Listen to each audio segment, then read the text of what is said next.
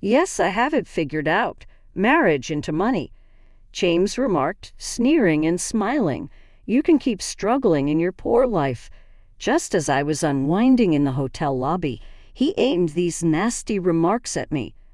I felt sick listening to James's loud voice. Where had he met his new wife? I asked. I go by Linda. His wife happened to be the daughter of Richard Enterprises' president. Laughing like a middle-aged guy, James seemed to me both arrogant and immature. When I came upon Richard Enterprises, it sounded familiar. I grinned, remembering specifics about the business. James was content the meantime, but I found myself laughing uncontrollably. I am 37 years old and go by Linda. I share my home with James, my spouse. Mostly doing administrative chores, I work at the real estate company owned by my family. The president and major strategist is my father. Being an only kid means that one day I should take over the business. Though I feel under pressure to be the president, I have been careful not to discuss our family company with James too much. James just works for a moving firm and completed only high school. This makes him feel inadequate, even if moving large objects calls both strength and competence. I value his work, but when we speak, I try not to bring up my potential presidency or my degree from a prominent university. James and I became together through a college friend. James's moving firm was engaged by her, and he assisted with her relocation. James first seemed interested in my friend. Our meeting turned up really humorous. James wanted someone else, but she was in a relationship already. They got along great, thus she brought him to me. At the time I was seeking a mate. Though unusual, our meeting went very well. James's loose approach complemented my exacting attitude.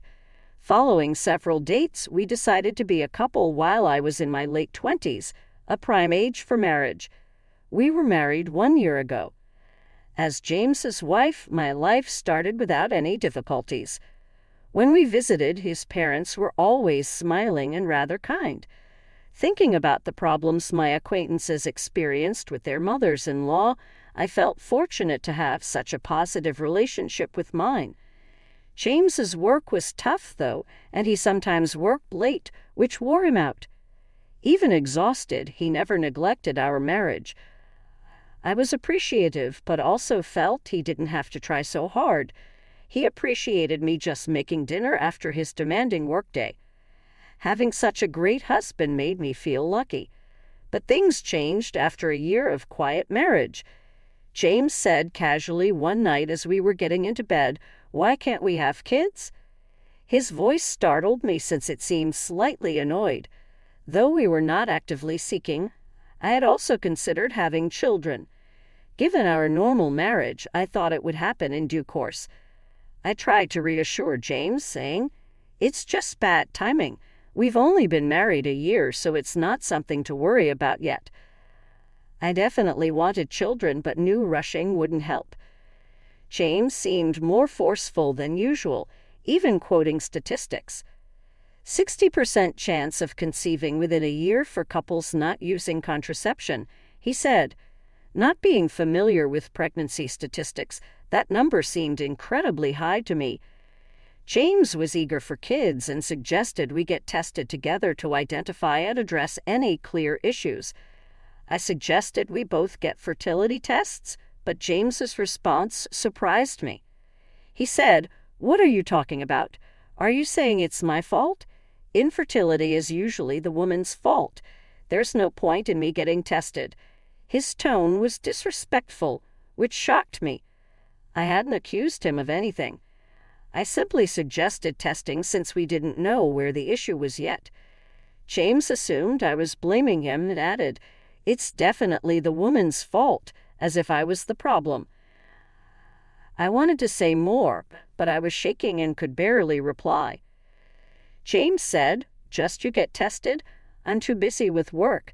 He insulted me, saying, "You're just a placeholder office lady, right? Just coasting along in a company thanks to your dad's connections." I do a lot of administrative work now, but I'm also learning management skills from my father for when I take over the company. I'm constantly trying to prove myself, and it's tough dealing with the higher-ups. James just doesn't understand my struggles. That night, it seemed pointless to argue with him. Any word I said was met with sharp replies. We went to sleep back to back, and the atmosphere was heavy. From that day, James's attitude towards me completely changed. One evening, after a late talk with my father about the future, I came home to find James berating me for not having dinner ready. I apologized, explaining that I had just gotten home and would start cooking. James muttered, "That's typical of a small company boss's daughter." He didn't know, but my father's real estate company was not small at all, with hundreds of employees. I knew arguing this point was meaningless. "I'll cook right away. Have a drink and wait," I told James. He loved his alcohol. It seemed to calm him down. Relying on alcohol to maintain our relationship made me sad. Hated being scolded by him. If alcohol could make him feel better, even a bit, then it was worth it. The next morning, James's mood hadn't improved. "Make sure dinner's ready when I get home," he spat as he left. I sighed, thinking about my plans for the day. I had taken the day off to visit the gynecologist for fertility testing, as previously mentioned by James. Although I was the one who initially suggested the testing, the fact that only I was undergoing it while James refused was something I found hard to accept. But complaining wouldn't change anything. If the issue was with me, I needed to start infertility treatment promptly. James had been wanting kids, and I too hoped for a child soon. I knew fertility rates differ between the 30s and 40s, so sooner was better for treatment. The clinic was busier than expected, and I was called in for examination an hour after registration. After undergoing a physical examination and blood tests, I was told that the results would be available during my next visit. It would be a shock if the issue was with me, but I was prepared for any necessary steps. No matter the outcome, I resolved not to lose heart. I went for the fertility test today, I told James when he came home from work. Figures.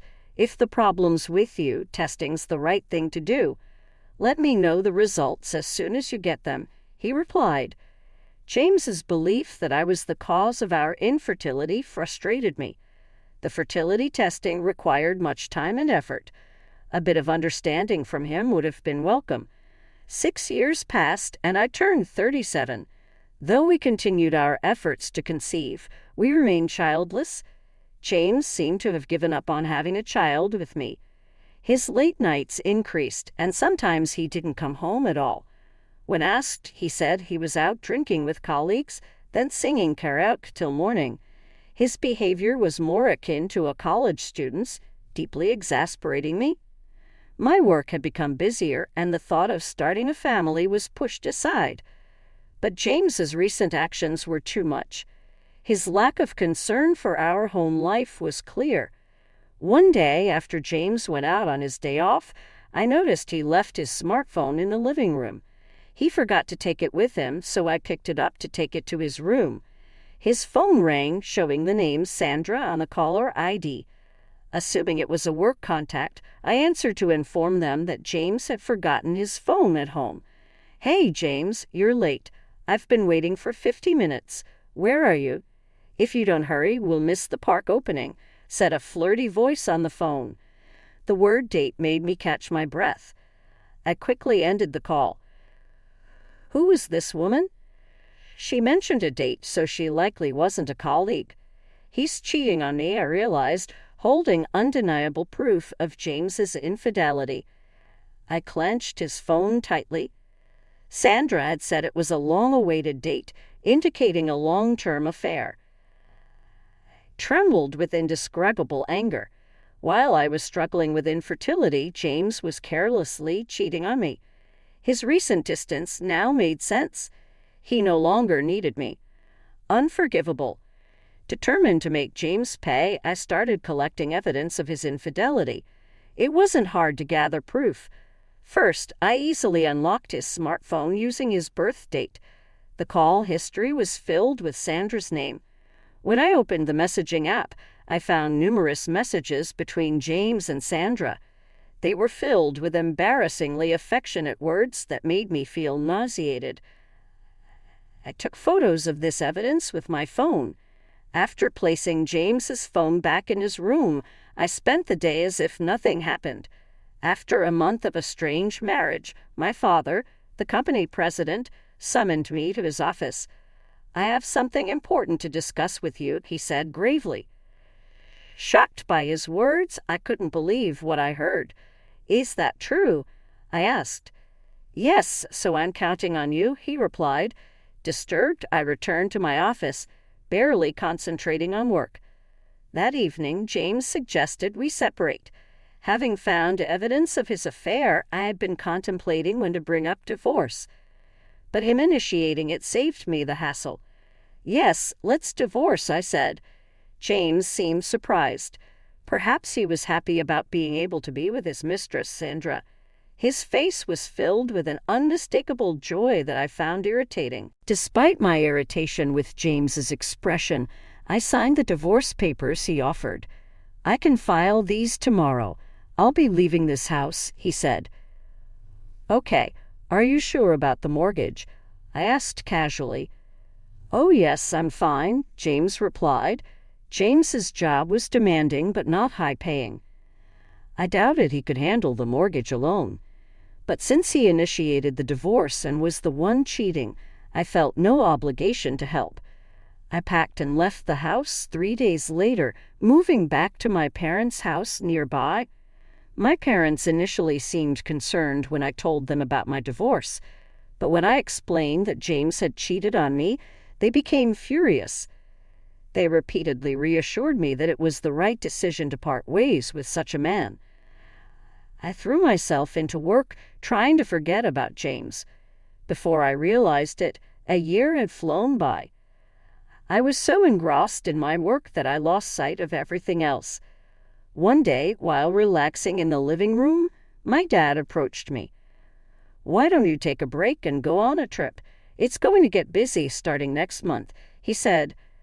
I guess he thought I'd been working too hard and needed a distraction. Indeed, I had been overwhelmed with various things lately and felt mentally exhausted. Thinking a little trip wouldn't hurt, I took up Dad's suggestion and decided to travel to the Northeast. It was my first solo trip, and I was both nervous and excited. The air in the Northeast was crisp and seemed to cleanse my weary soul. Interacting with the locals who helped me navigate and chatting with the owner of a bar, I found everyone to be incredibly kind.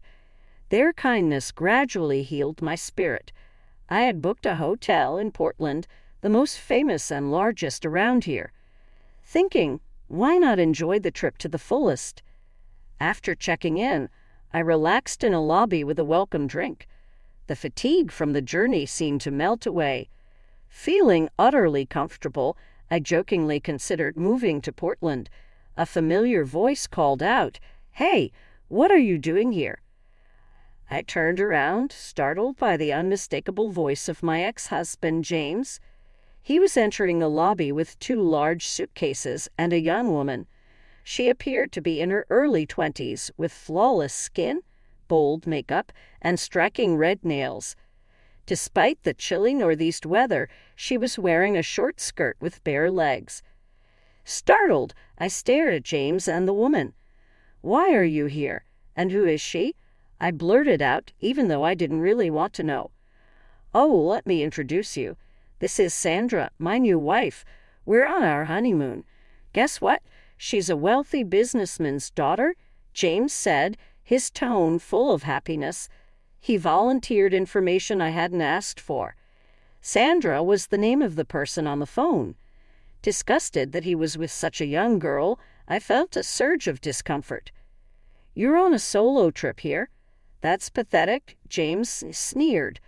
Despite being the one who cheated and initiated our divorce, James acted smug. Sandra, too, was looking at me, her eyes narrowed with amusement. "Hey, James, is this your ex-wife? She looks old. "Hurry up with the check-in," she said in a catty tone. I glared at Sandra.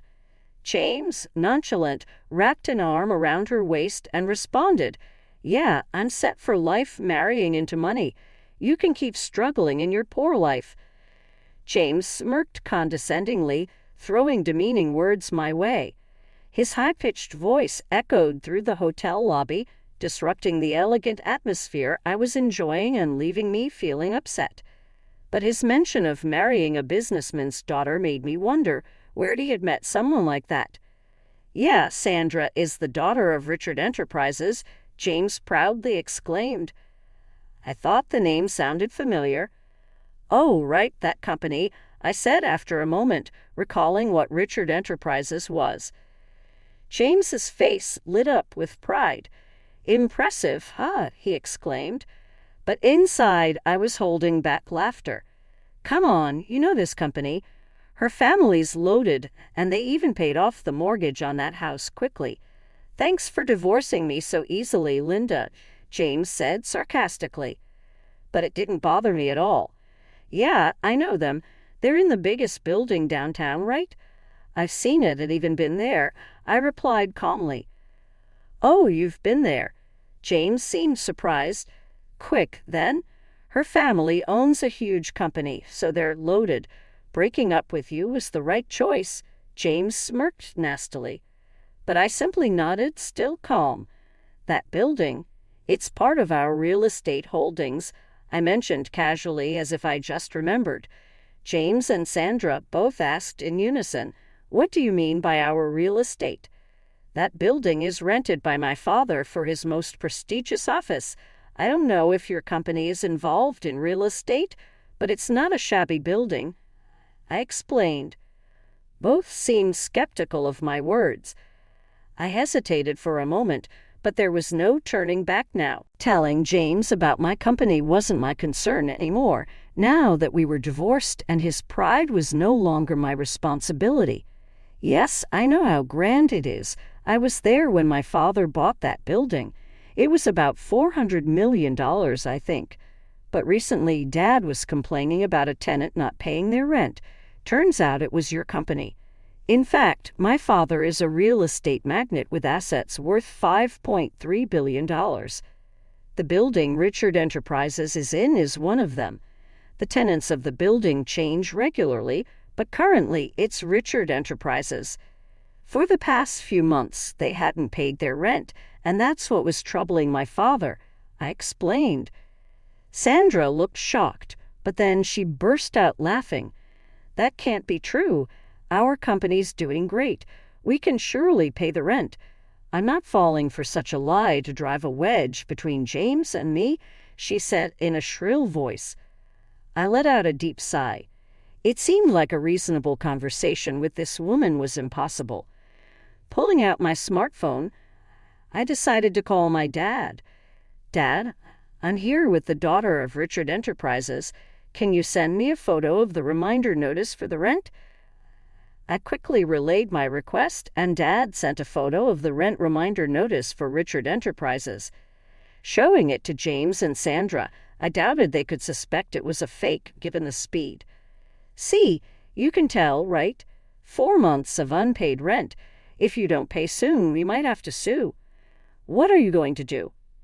At the mention of a lawsuit, James and Sandra's faces turned pale.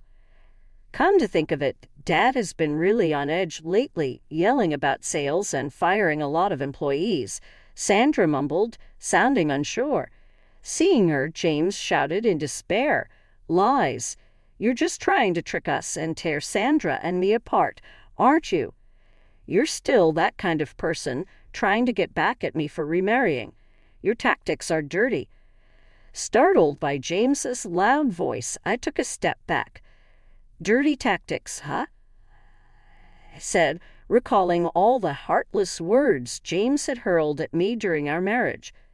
Then I readied myself, determined to confront James, who was now gloating about marrying Sandra, a wealthy businessman's daughter. "What are you even saying? Do you really think I still have feelings for you?" "How foolish. I've long been fed up with a man like you. In fact, I feel sorry for Sandra, who got caught up with you. Did you marry her just for her money? You married me for shallow reasons, too, like wanting to get married quickly or wanting kids. And who was it that left me when he found out we couldn't have kids? Who insulted me, calling me useless for being infertile? You're to blame for all of it, yet you think I still like you? You must be out of your mind. Felt a wave of relief as I unleashed my pent-up frustrations on James. James, on the other hand, seemed infuriated, trembling with anger. You're just an arrogant old hag. You probably can't even get married or have kids anymore. Sandra and I were planning to have fun making a baby after this trip, and now you're accusing Richard Enterprises of not paying rent? Panicked upon realizing the poor performance of Richard Enterprises, James was desperate to blame all his misfortunes on me. I decided to deliver the final blow. Oh, I didn't mention it, but I'm 6 months pregnant. I'm in the stable phase of my pregnancy, so Dad suggested I take this trip to relax. Of course, I have my doctor's permission. That's right, I continued. After divorcing James, I found a new love. He was my boss at work, a subordinate of my father. He supported me mentally when I was struggling and encouraged me fully at work. He was even in favor of me becoming the next CEO. 4 months ago, I found out I was pregnant with his child. Knowing about the baby, I immediately married him. It was a quick marriage, but the company celebrated it grandly. My pregnancy was going smoothly, and encouraged by my father and husband, I embarked on this trip. Just before breaking up with James, my father had told me he was retiring as CEO next month. He decided to retire after being diagnosed with diabetes and thinking it was time to step down. Therefore, I would inherit my father's assets. This made it easier for me to accept the divorce from James. Even without James, I knew I could live a full life. The word pregnant slipped effortlessly from my lips, leaving James shouting, "What? You're pregnant. So were you using birth control when we were married? What's going on?" James stomped his feet in complete confusion. "Birth control? I never did that. Remember, I told you I had infertility tests at the clinic, and they found no issues. So, the problem was with you," I told James bluntly. His face twisted visibly. "Does that mean Sandra and I can't have kids? Why did I divorce you and marry Sandra?" James muttered to himself, shoulders slumped in defeat. "What do you mean? Why?" "I feel betrayed knowing you're infertile." Sandra snapped, angry at James's selfish reasoning. Realizing I couldn't bother with them anymore, I said my final words. "That's why, from now on, please don't involve yourself with me and Sandra. I have nothing more to say. Regarding the rent for Richard Enterprises, I will back down until it's fully paid. If you plan to continue renting that building, please pay the overdue rent soon. Otherwise, we'll have to take legal action. I have nothing more to say to you two, so goodbye." I left James and Sandra arguing and confidently walked back to my hotel room. After returning from my trip, my husband greeted me with a smile, saying, "Welcome back. Sorry I couldn't help around the house. Was everything okay?" "Of course, it was fine. I'm glad you got to relax," I replied. "Thank you." My husband smiled warmly at me, and I felt a great sense of relief. Since marrying my current husband, I've been reassured every day, completely forgetting about James. Since that trip, I haven't met James. The following is what I heard through my father's contacts. After that incident, James and Sandra's fights became incessant. Despite thinking he was marrying a wealthy heiress, James discovered Richard Enterprises was in deep debt. Coincidentally, news was all over TV about a Richard Enterprises employee embezzling millions of dollars from clients. Sandra's father knew about the fraud but tried to cover it up for the company's reputation. Richard Enterprises' stock fell, though, as the scandal went public. Losing its reputation, The business watched a major staff turnover. They could not reasonably pay the rent in such a condition, thus my father was suing Richard Enterprises. Given that Richard Enterprises solely bore responsibility, the company's future was dismal. Having squandered a fortune he considered to be within reach, James was passionately blaming everyone but himself. James was too hopeful, thinking he could ride on the coattails of a wealthy heiress. Realizing James was sterile, Sandra accused him of fraud. Following our hotel meeting, James was left in debt after a lawyer demanded payback for his adultery. James and Sandra reportedly started fighting every time they saw one another and finally filed for divorce. James called me lately after divorcing Sandra. "Please marry me once more, Linda. I owe money besides the alimony. Sandra went without paying $1 after making me buy whatever she wanted. Only you are the one I can depend on. I will act for you. Kindly pardon me." James's cries sounded like a beggar, so horrible that I nearly passed out. His attitude of marrying for money remained absolutely horrible. "No, I want nothing to be involved with you ever once more. Please not get in touch with me once more. I am glad with my spouse and our child. Goodbye," I said gently, then instantly got his phone number blocked. That ought to silence James's more ridiculous calls. James will probably have a lonely life now, having lost his money in marriage. Given his infertility, remarriage could provide challenges. Furthermore difficult to picture is someone falling for someone like James, who makes quick mocking of others. All I could think was he ought to at least try to pay back his obligation. It seemed to me as though someone else's issue. Regarding me, I am excited about living with my spouse and our soon-to-arrive child. My personal life and career are more rewarding than they have ever been, and I am savoring this unmatched delight.